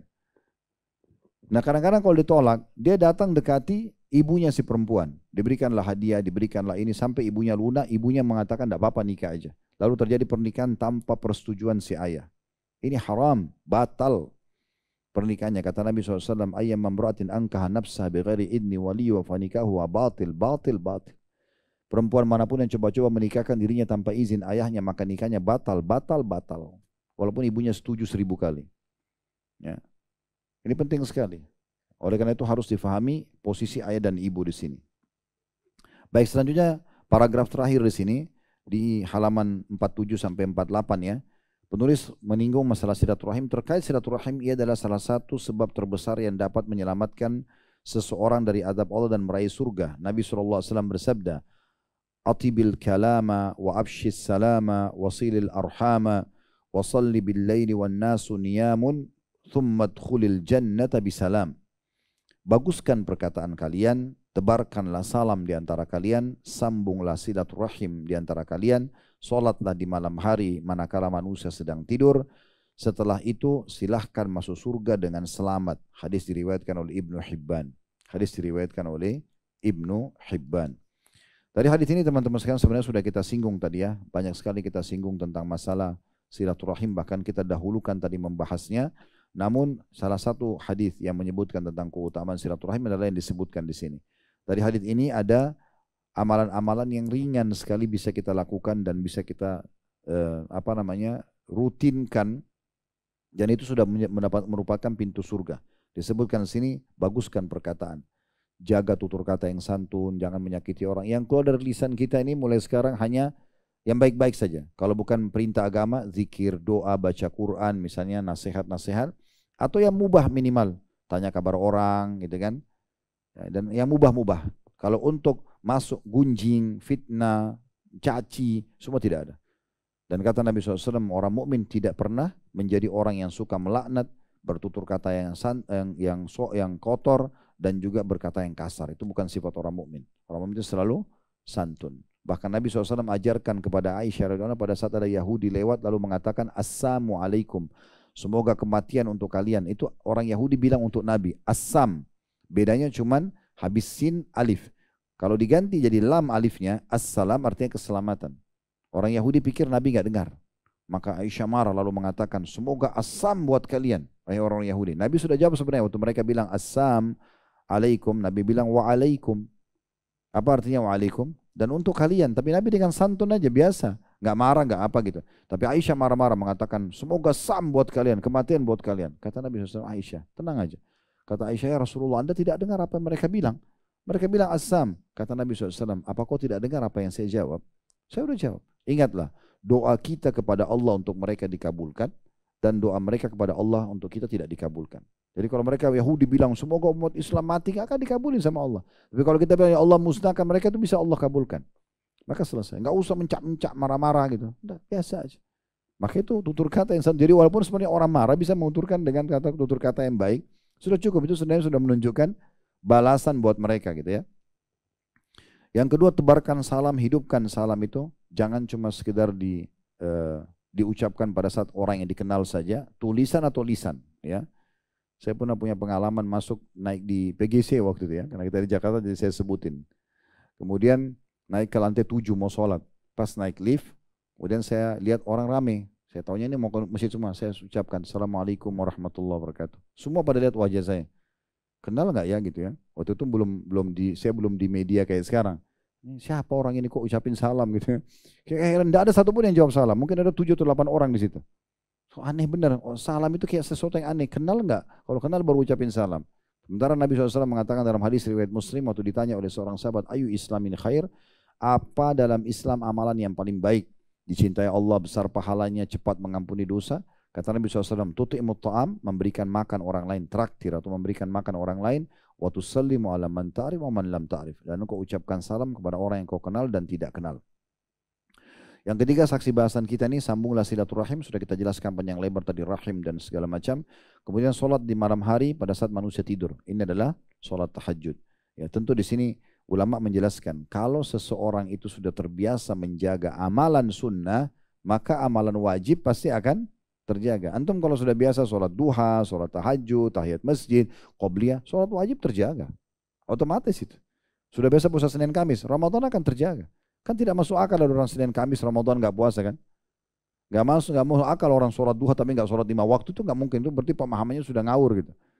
Jadi jelas kalau menjaga amalan sunnah, makanya dikatakan amalan-amalan sunnah ini berarti menyebutkan orang itu akan menjaga yang wajib. Ini adalah tambahannya saja. Maka orang kalau kerjakan ini diantaranya silaturahim, maka kata Nabi SAW, silakan masuk surga dengan sambutan yang meriah. Berarti balasannya bakti sama orang tua, silaturahim keluarga adalah bahagia dunia dan juga bahagia di akhirat. Allahu a'lam. Semoga Allah SWT memberkahi majelis kita, memenuhi hajat-hajat kita dunia akhirat, memaafkan kesalahan-kesalahan kita, dan semoga Allah selalu menjaga negeri kita dan para pemimpin untuk menjalankan tugas dan amanah dengan baik, dan juga semoga Allah tolong saudara-saudara kita di Palestina, di Ugru, dimanapun mereka sedang tinggal, semoga Allah ikhlaskan niat mereka, terima para syuhada mereka, mulakan Islam di tangan mereka dan tangan kita semua, dan semoga Allah ikut sertakan kita bersama mereka di pahala, baik dengan doa, dengan harta, juga dengan jiwa kita, dan semoga Allah satukan kita semua di surga Firdausnya tanpa hisab, mana disatukan dalam majlis ilmu yang mulia ini. Kalau ada benar dari Allah, kalau ada salah dari saya mohon dimaafkan. Subhanakallahumma bihamdika, asyhadu an la ilaha illa anta astaghfiruka wa atubu ilaik. Wassalamualaikum warahmatullahi wabarakatuh.